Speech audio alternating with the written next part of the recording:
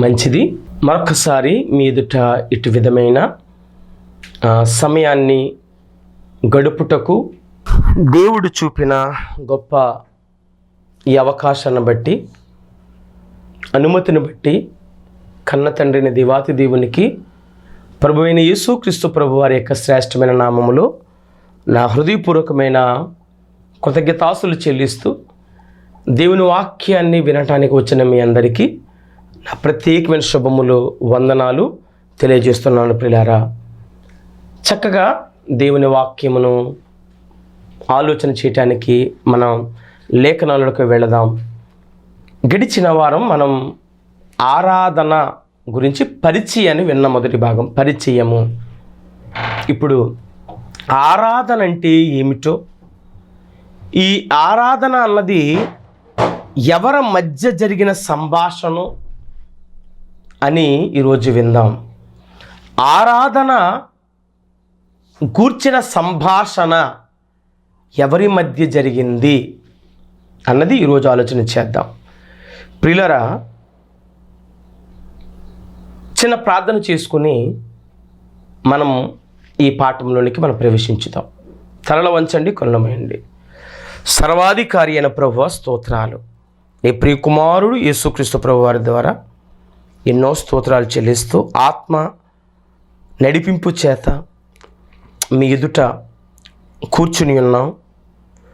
దేవుని యందుండి క్రీస్తునందు, దేవుని ఎదుట క్రీస్తునందుండి పరిశుద్ధాత్మ ద్వారా బోధిస్తున్నాము నాయన.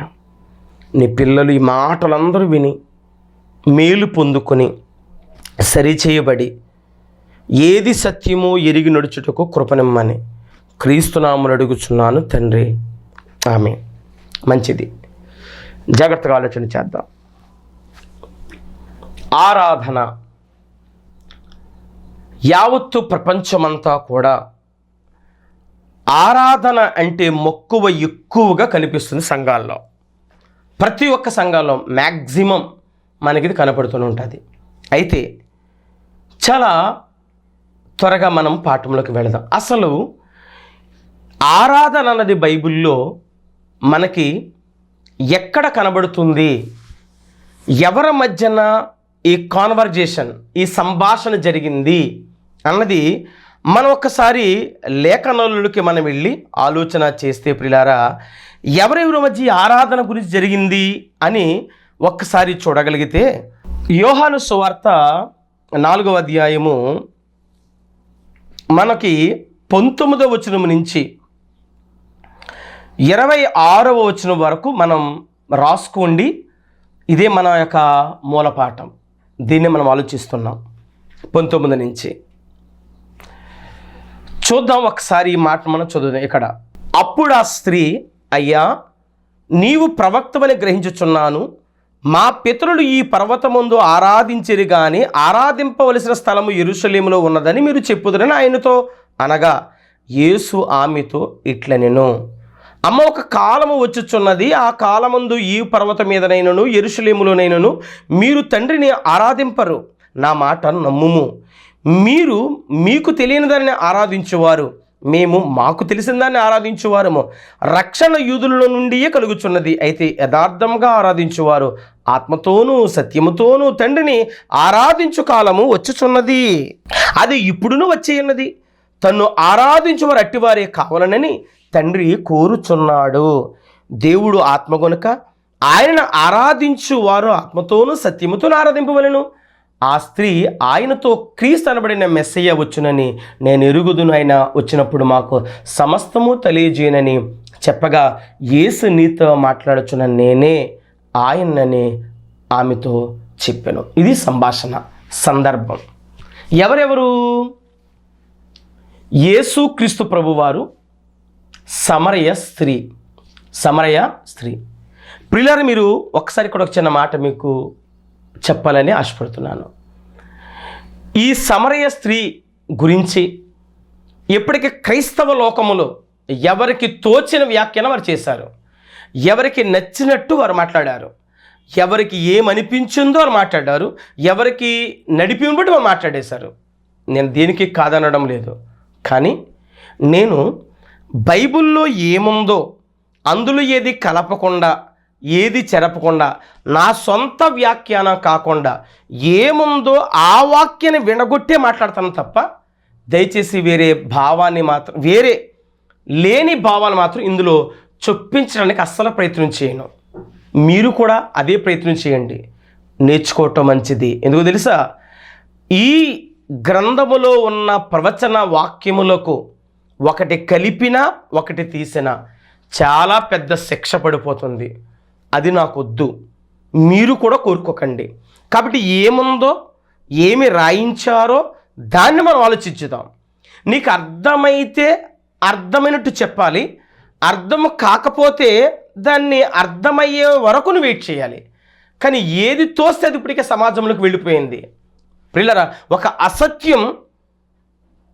సత్యం వెళ్ళకముందే అసత్యం ఈ ప్రపంచాన్ని అలుముకుంది. కాబట్టి ఈ అసత్యం అలుముకున్న ఈ పరిస్థితుల సమయంలో సత్యాన్ని స్థాపించటం చాలా కష్టం ప్రియులారా. కానీ ఈ చిరు ప్రయత్నముగా మీరు ఆలకిస్తే, మీరు దాన్ని ధ్యానం చేస్తే మీకు అర్థమవుతుందని నా ఆశ ప్రియులారా. రైట్. ఈ ఆరాధన అన్నది ఎవరి మధ్య జరిగింది ఇది అంటే, ఒకటి యేసుక్రీస్తు ప్రభువు వారు, రెండు సమరయ స్త్రీ అంతే, మూడోసారి కూడా. ఇంకా దానికి ఏ కొసరలు లేవు, ఏ ఒక యాడింగ్లు లేవు. మీరు ఏది పెట్టుకోండి అది పెట్టుకోండి, బైబిల్ ఉన్నదే మాట్లాడుకుందాం మనం. రైట్. అయితే ఏం జరిగింది వీళ్ళిద్దరి ఈ మధ్యనంటే, జరిగిన విషయం ఏంటి? యేసుక్రీస్తు ప్రభువారు మిట్ట మధ్యాహ్న వేళ ఆ ప్రాంతానికి ఆయన వచ్చారండి. ఆయన ఏ ప్రాంతానికి వచ్చారు? ఒకసారి 3వ వచనం చూడగలిగితే, చిన్న మాట చదువుతున్నాను. ఆయనను యేసే బాప్తిసం ఇయ్యలేదు కానీ ఆయన శిష్యులు ఇచ్చుచుండేది. 4వ వచనం, ఆయన సమరయ మార్గమున వెళ్ళవలసి వచ్చెను గనుక, ఆయన వాస్తవానికి వేరే మార్గం గుండా వెళ్ళాలి, వేరే చోటికి వెళ్ళాలి. కానీ ఈ మార్గము గుండా వెళ్ళవలసి వచ్చాను, అవసరం వచ్చింది. ఎందుకు అవసరం వచ్చిందంటే, దేవుని సంకల్పములో ఉన్నది కాబట్టి ఆ ప్రాంతం, దేవుని యొక్క ఆలోచనలో ఉన్నది కనుక ఆ ప్రాంతం, ఆ వ్యక్తి ద్వారా దేవుడు గొప్ప కార్యాన్ని జరిగించాలని ఆయన అనాది సంకల్పం కనుక దానికి యేసుక్రీస్తు ప్రభువారు వెళ్ళవలసి వచ్చింది. మిట్ట మధ్యాహ్నం వేళ బావి దగ్గరకు యేసుక్రీస్తు వచ్చారు. అక్కడికే సమరయ స్త్రీ కూడా వచ్చింది. ఆమె అర్ధరాత్రి కాదు, సమరయ స్త్రీ మిట్ట మధ్యాహ్నం వేళ వచ్చింది. బాగా, అది యాకోబు బావి అని అక్కడ రాయబడి ఉంది. యాకోబు బావి. యాకోబు ఎవరి స్వాస్థ్యం అని చెప్తారు అంటే, ఎవరికి మా సొంతం చెప్పుకుంటారంటే, మనందరికీ తెలుసు, ఇశ్రాయేలీలు 12 గోత్రాలకి యాకోబు గారు పెద్ద. యాకోబు గారి యొక్క పిల్లలే గోత్రకర్తలు, ఇశ్రాయేలు గోత్రకర్తలు. కానీ యాకోబు బావి అనగానే ఎవరిది? మాది అన్న ఆలోచన ఉంటుంది. అందుకే ఉదయకాలం అంతా ఒకవేళ యూదులు అనబడిన వారు ఆ నీళ్ళని చేదుకుంటే, ఇక బయట మిగిలిన వారు, బయట అన్యులు అనబడిన వారు ఒకవేళ మధ్యాహ్నం పూట అందరూ వాడగిలిపోయిన తర్వాత ఒకవేళ వస్తూ ఉండొచ్చేమో బహుశా. ఇక్కడ సమరయ స్త్రీ కూడా మధ్యాహ్నం వేళ రావడానికి కారణం అదే ఉంటుంది తప్ప, ఆవిడ తప్పుడుదను లేదా తప్పుడు వేషాలు వేస్తుందనో, చీకటి ఒప్పందాలు, చీకటి వ్యవహారాలు చేస్తుందనో మాత్రం దయచేసి అక్కడ లేదు ప్రియులారా. ఆవిడ మిట్ట మధ్యాహ్నం వేళ పట్టపగలే మంచులకు వచ్చింది అక్కడికి, ఆ బావి దగ్గరికి. కాబట్టి బావి దగ్గరకు వచ్చిన తర్వాత ఆయన అన్నాడు, నాకు కొంచెం నీళ్లు పోస్తారా అని అడిగాడు యేసుక్రీస్తు ప్రభువారు. నీళ్లు పోస్తారా అని అక్కడి నుంచి ప్రారంభించిన కాన్వర్జేషన్ మాట్లాడుతూ అది సందర్భం కాదు కనుక నేను దాన్ని ఎత్తుకోవటం లేదు. మనకి ఏది ఎంతవరకు అవసరమో అంతవరకు నేను మాట్లాడుతున్నాను. దాన్ని మాట్లాడుకోసం దాన్ని మాట్లాడుకోవచ్చు పై భాగం. ఇప్పుడు మనకి ఏంట భాగం? వాళ్ళిద్దరికీ ఆ బావి దగ్గర జరుగుతున్న విషయం దేని గురించి? ఆరాధన గురించి. ఎవరిని ఆరాధించడం? దేవుణ్ణి ఆరాధించడం. అదే ఇక్కడ జరుగుతున్న సందర్భం. ఏముంది అక్కడ? స్త్రీ అక్కడికి వచ్చింది. యేసుక్రీస్తు ప్రభువారు ఆమె జీవితంని ఎరిగినవాడైన, ఆమె ఏం చేస్తుందో ఎరిగినవాడు, ఆమె ఎలా ప్రవర్తిస్తుందో ఎరిగినవాడు, ఆమె ఎలా నడుస్తుందో కూడా దేవునికి, యేసుక్రీస్తు వారికి తెలిసినవాడు, ఎరిగినవాడు. ఆమె కోసమే తెలుసా, లేకపోతే ఆయనకి అందరి గురించి తెలుసా? ఒక సమరయ స్త్రీ గురించి కాదు, యావత్తు ప్రపంచములో ఉన్న అందరికీ తెలుసు, అందరికీ తెలుసు. ఎందుకు ఆమె ఎవరు అంటే సమరయులు. సమరయ స్త్రీ అంటే సమరయ అనే ఒక జాతికి చెందిన ఒక స్త్రీ అని అర్థం. ఇంతకీ సమరయులు అంటే ఎవరు అని మీరు దయచేసి పెద్దగా ఆలోచించేకండి. సమరయులు కూడా ఇశ్రాయేలీలే. సమరయులు కూడా ఎవరు? ఇశ్రాయేలీలే. సమరయ అన్నది ఒక పట్టణం, షోమ్రోను అంటారు దాని పాత నిబంధనలో. కొత్త నిబంధన పేరు ఏమవుతుంది? సమరయ అని వచ్చింది. అహాబు వాళ్ళ బాబు ఈ షోమ్రోను అనే పట్టణాన్ని రాజధానిగా చేసుకుని పరిపాలన చేశాడు ఉమ్రీ. మీరు బైబిల్లో చదవగలిగితే రాజుల 2వ గ్రంథంలో కనబడతాడు, మనకు అర్థమవుతుంది. ఓకేనా? మొదటి గ్రంథంలో కూడా కనబడతాడు. మొదటి గ్రంథం 17వ అధ్యాయం, బహుశా 16వ అధ్యాయం. అయితే ఆ షోమ్రోను అనే ఒక పట్టణాన్ని రాజధానిగా చేసుకుని అక్కడ పరిపాలన చేశాడు అహాబు ఒక పితరులు. అంటే ఇంతకీ ఆ పట్టణం ఎవరి యొక్క హ్యాండ్ ఓవర్లో ఉంటుంది అంటే ఇశ్రాయేలీలో ఉన్నదే. ఇంతకీ సమరయులు అంటే ఎవరంటే సింపుల్గా అర్థమవటానికి చెప్తున్నాను. రానున్న దినాల్లో ఈ సమరయుల గురించి పుట్టుపూర్వతలన్నీ కూడా మనం ఆ తర్వాత దేవుని కృప, దేవుని యొక్క సహాయం ఉంటే అవకాశం ఇస్తే మరొకసారి మాట్లాడుకోవచ్చు. సమరయులు అంటే ఎవరంటే ఇశ్రాయేలుల నుండి వెలివేయబడిన వారు. ఎందుకు వెలివేయబడ్డారు? ఇశ్రాయేలుని పెళ్లి చేసుకుని చెప్పాడు దేవుడు క్లియర్గా. దేవుని పిల్లల్ని పెళ్లి చేసుకోవాలని చెప్పాడు. కానీ వీళ్ళు వినలేదు. కొందరు అన్యుల్ని వివాహం చేసుకోవటం వల్ల ఇశ్రాయేలు నుంచి వెలివేయబడ్డారు, వీళ్ళు తోలివేయబడ్డారు, పక్కకి గెంటబడ్డారు. వాళ్ళని ఏమన్నారంటే మిశ్రిత జనాంగము అన్నారు, వారిని సమరయులు అన్నారు. ప్రియులారా, అది అంటే ఇప్పుడు ఈ సమరయ అనబడిన ఈ స్త్రీ యూదురాలు అయినప్పటికీ బహుశా ఈమె వేరే అన్య ఆచారాల కలిగిన వారిని వివాహం చేసుకుని ఉండాలి. అప్పుడు వెలివేయబడి ఉండాలి. అర్థమైంది కదా? ఎందుకంటే ఆవిడ మాట్లాడుతుంది, అక్కడ ధర్మశాస్త్రం గురించి మాట్లాడుతుంది కాబట్టి ఆవిడ యూదురాలు. కానీ యూదులు అయినప్పటికీ, అంటే ఇజ్రాయేల్ అయినప్పటికీ వెలివేయబడ్డారు కనుక వాళ్ళు ఏమని పిలువబడ్డారంటే సమరయులుగా పిలువబడ్డారు. రైట్, ఇక్కడ వరకు మనకు అర్థమైంది. అయితే ఇప్పుడు ఈమె జీవితం గురించి యేసుక్రీస్తు ప్రభువారికి అంతా తెలుసు అంటే అంతా తెలుసు ప్రియులారా, అంతా తెలుసు. ఈ సమరయులు కూడా యూదులే. వీరికి కూడా ధర్మశాస్త్రం గురించి తెలుసు. మోషే గారు ఇచ్చిన ధర్మశాస్త్రం, ఆ పంచకాండాల గురించి వీళ్ళకి కూడా తెలుసు. అది చెప్పాను కదా. ఎలా తెలుసు అంటే వాళ్ళు యూదులే కనుక, యూదుల నుంచి వెలివేయబడ్డారు కనుక. ఇది మీకు అర్థమైంది. ఇప్పుడు ఈ స్త్రీ అంటుంది, యేసుక్రీస్తు ప్రభువారి మాటలు విని, అయ్యా నీవు ప్రవక్తవని నాకు తెలుసు. ఎవరు ప్రవక్త అని మంచి గ్రహింపు వచ్చిందండి ఆవిడికి. ఏం గ్రహం వచ్చింది? నీవు ప్రవక్తవని నాకు తెలుసు. నేను గ్రహించొచ్చు. 19వ వచనం. అప్పుడు అసలు అయ్యా నీవు ప్రవక్తవని గ్రహించుచున్నాను. మంచి గ్రహింపు ఇది, మంచి గ్రహింపు. అయితే ఆవిడ ఈ గ్రహింపగలిగిన మాటలు మాట్లాడినప్పుడు ఆవిడ ఇంకేమంటుంది కింద, మా పితరులు ఈ పర్వతమందు ఆరాధించిరి కానీ ఆరాధింపవలసిన స్థలము యెరూషలేములో ఉన్నదని మీరు చెప్పుదరని ఆయనతో అనగా యేసు ఆమెతో ఇట్లనెను. ఆవిడే చెప్తుందండి. ఏం చెబుతుంది? అయ్యా మీరు ఆరాధన గురించి మాట్లాడుతున్నారు. ఆరాధన నాకు తెలుసు, నేను తెలియదనేమి కాదు. ఇప్పుడు మేము ఇక్కడ ఆరాధిస్తున్నాం, కానీ ఇక్కడ ఆరాధించకూడదని మీరు చెప్తారు. ఆరాధించాలని ప్లేస్ మరొకటి ఉందని కూడా మీరు చెప్తారు. అది కూడా నాకు తెలుసు. అది ఎక్కడుందంట? యెరూషలేములో ఉన్నదని మీరు చెప్తారు. యెరూషలేము మందిరములో ఆరాధించాలని మీరు చెబుతున్న సంగతి నాకు తెలుసు. యేసుక్రీస్తు ప్రభువారితో ధర్మశాస్త్రంలో ఉన్న సంగతులు క్రీస్తు ప్రభువారితో మాట్లాడుతున్న సమరయ స్త్రీ. మీరు ఆలోచించేయండి. కానీ మనం ఆవిడ్ని ఒక భయంకరమైన తప్పుడిది అని చాలా నింద వేసామండి. చాలా పొరపాటు చేస్తున్నారు పిల్లారా. సరి చేసుకోండి. బైబిల్లో ఆవిడ గురించి లేదు. బైబిల్లో దొంగ అంటే దొంగ వీడు రాయబడింది, బందిపోటు దొంగ అంటే బందిపోటు దొంగ రాయబడింది, మూర్ఖుడైతే మూర్ఖుడు రాయబడింది, వ్యభిచారి అయితే వ్యభిచారి రాయబడింది, పాపి అంటే పాపి అని రాయబడింది.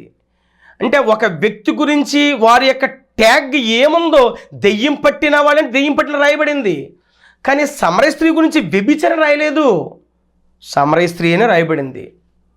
నువ్వు అక్కడ వరకు ఆలోచించు, అక్కడ ఏం జరుగుతుందో సందర్భాన్ని ఆలోచించు, అప్పుడు మనకి చాలా సంగతులు అర్థమైతే ప్రియమైన దేవుని సంగమా.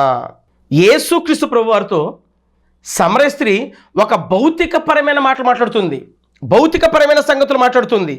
కానీ యేసుక్రీస్తు ప్రభువారు ఈమెకు మాత్రం ఏం చెప్తున్నాడంటే జీవపు మాటలు చెబుతున్నాడు, ఆత్మ సంబంధమైన మాటలు చెప్తున్నాడు. ఆత్మ నేర్పు మాటలు చెప్పటానికి దేవుని యొక్క సంకల్పమును, దేవుని యొక్క అనాది సంకల్పాన్ని, ఆయన ఆలోచనను ఇప్పుడు యేసుక్రీస్తు ప్రభువారు ఈ సమరయ స్త్రీ దగ్గర ఇంప్లిమెంట్ చేస్తున్నాడు. ప్రియమైన దేవుని సంగమా, ఈ సంగతి మనము గుర్తించాలి, ఈ సంగతి మనము గుర్తించాలి. ఈమె ఉద్దేశం ఏంటంటే యేసుక్రీస్తు ప్రభువారు స్థలమును ఉద్దేశించి మాట్లాడుతున్నాడా, అక్కడ ఆరాధన గురించి మాట్లాడుతున్నా అన్నది చాలా వెరీ వెరీ ఇంపార్టెంట్ ప్రియులారా. మొదట ఆరాధన 2 స్థలాలలో జరిగేది, 2 స్థలాల్లో. ఒకటి ఎక్కడ? యెరూషలేములో మందిరములో. రెండోది ఎక్కడ? సీనాయి పర్వతం మీద. ఎక్కడ? సీనాయి పర్వతం మీద ఆరాధన జరిగేది. ఆరాధన ప్రత్యక్షత జరిగింది ఆ పర్వతం పైన. ప్రత్యక్ష జరిగిన ఆ పర్వతం పైన ఆరాధన జరిగేది, దేవుని ఆరాధించేవారు. అదే చెబుతుంది అక్కడ సమరయ స్త్రీ. మేము ఈ పర్వతం మీద ఆరాధిస్తున్నాం, ఇది కాదని మీరు చెప్తారు, మీరు ఆరాధింప ప్లేస్ ఇంకో చోటు ఉందని చెప్తారు, అది నాకు తెలుసు అంటుంది. కానీ ఇప్పుడు ఆమె భౌతికపరమైన మాటలు మాట్లాడుతున్నప్పుడు యేసుక్రీస్తు ప్రభువారు ఆమెకు ఒక ఆత్మ సంబంధమైన రీతిలో తీసుకెళ్తాడు. ఆయన యేసుక్రీస్తు ప్రభువారు ఆమె హృదయంలో ఉన్న స్థలాలు అనే భౌతికపరమైన విషయాల్ని, భౌతికపరమైన సంగతుల్ని అక్కడ మాట్లాడుతున్నాడు. మాట్లాడతారు యేసుక్రీస్తు ప్రభువారు. ఆమెమో భౌతిక సంబంధమైన, శరీర సంబంధమైన, కంటికి కనబడుతున్న మాటలు మాట్లాడుతుంది. కానీ యేసుక్రీస్తు ప్రభువారు ఒక ఉన్నత మాటలైనా మాట్లాడుతుండే ప్రియులారా.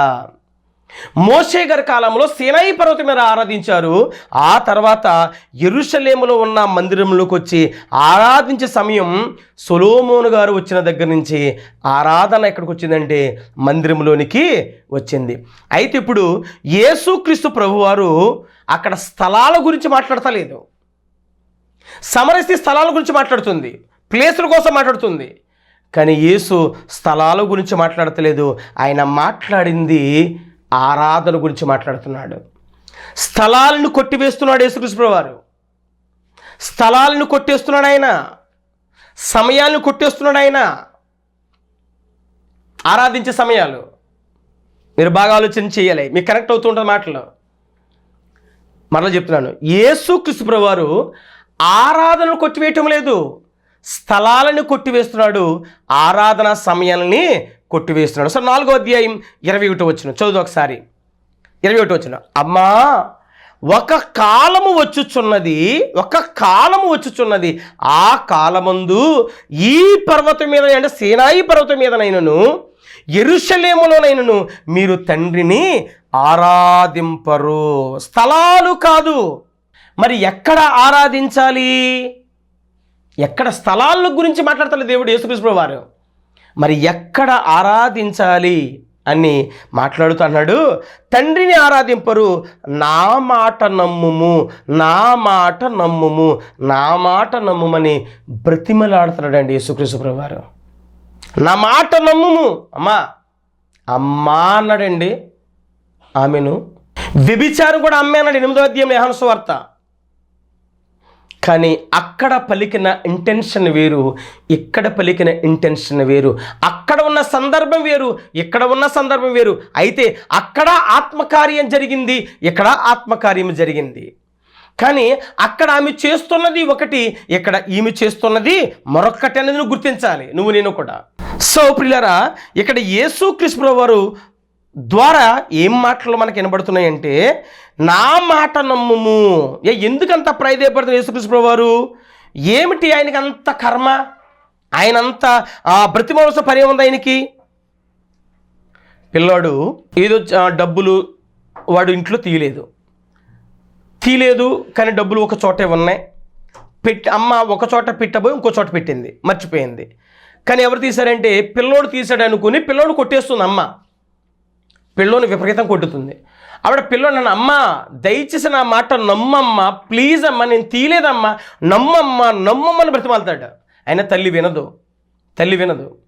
ఎందుకంటే సత్యము చెబితే ఎవరూ నమ్మరు పిల్లారా, ఎవరు నమ్మరు. అదే అసత్యము చెబితే ఆలస్యం చేయకుండా నమ్మేస్తాం, అరక్షణ కూడా ఆలోచించకుండా నమ్మేస్తాం అబద్ధాన్ని. అందుకే ఇక్కడ అన్నాడు, అమ్మ నా మాట నమ్మమ్మ. దేని గురించి? స్థలాల గురించి కాదు, ఆరాధన. చాలా వెరీ వెరీ ఇంపార్టెంట్ ఆరాధన. పదే పిన్ మాట్లాడుతున్నాను మీకు.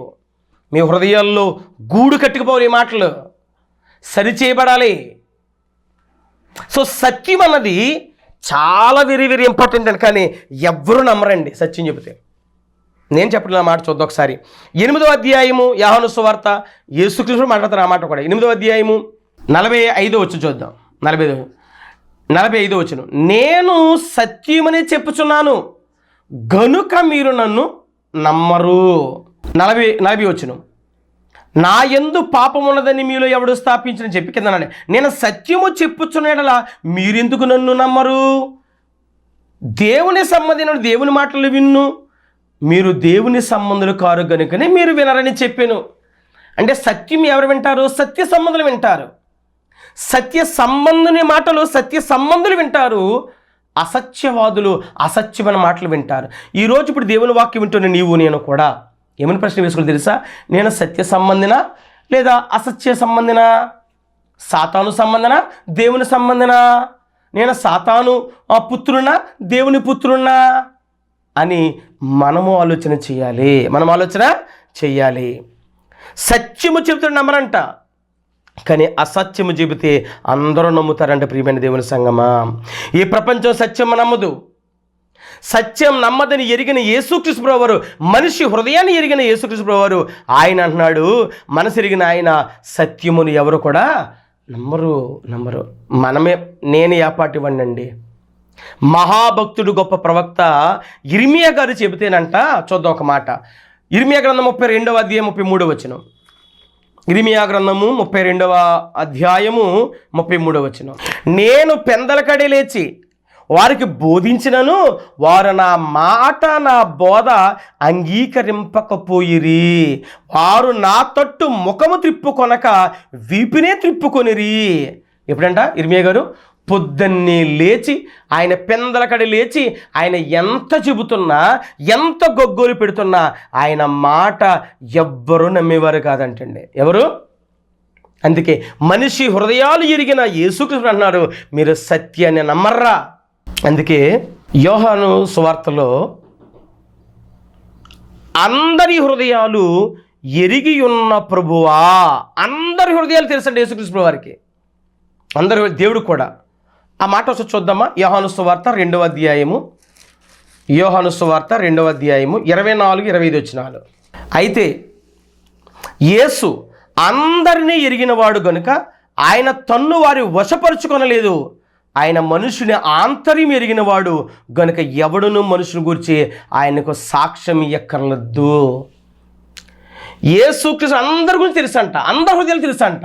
అపోస్తుల కార్యాల్లో పేతురు గారు కూడా ఒక వ్యక్తిని సెలెక్ట్ చేసుకుంటున్నప్పుడు ఆయన అంటాడు, ఇట్లని ప్రార్థన చేసును, అందరి హృదయాలు ఎరిగి ఉన్న ప్రభువా, ఇదిగో ఈ ఇద్దరిలో ఎవరిని అపోస్తలత్వానికి ఎన్నుకోవాలో నువ్వు చెప్పని ఆ 2వ అధ్యాయం 21 వచ్చిన పుస్తకాలు చెప్తాడు పిల్లారా.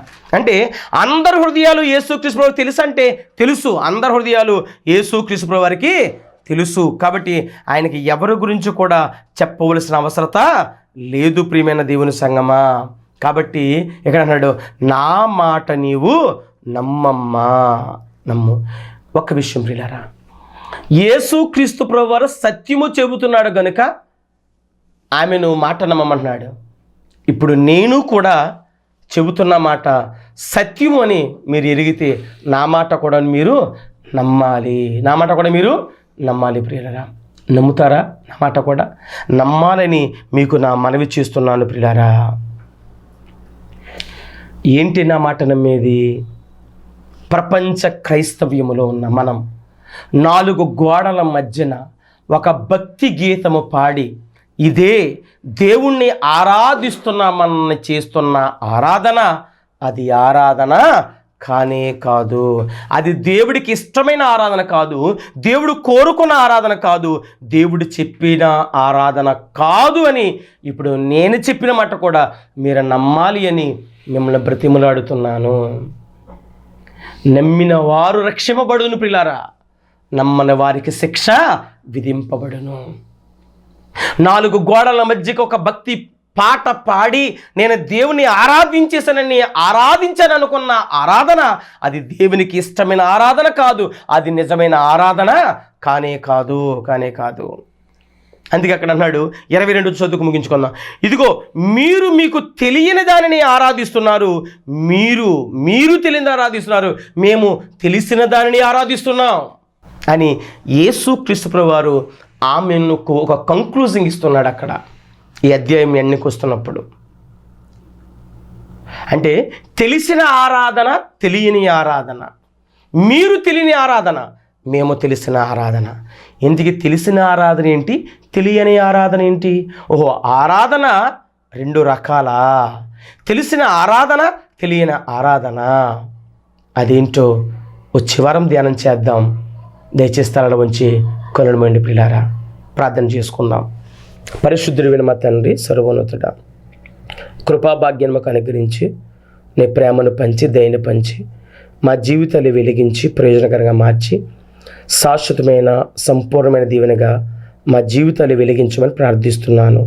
వినిన వాక్యం నిజమైన ఆరాధన మేము ఉన్నామో లేదో పరీక్షించుకునే భాగ్యం మాకు ఇచ్చి పరలోక రాజ్యానికి వారసులుగా మమ్మల్ని నడిపించమని క్రీస్తునామమున అడుగుచున్నాను కన్న తండ్రి, ఆమేన్.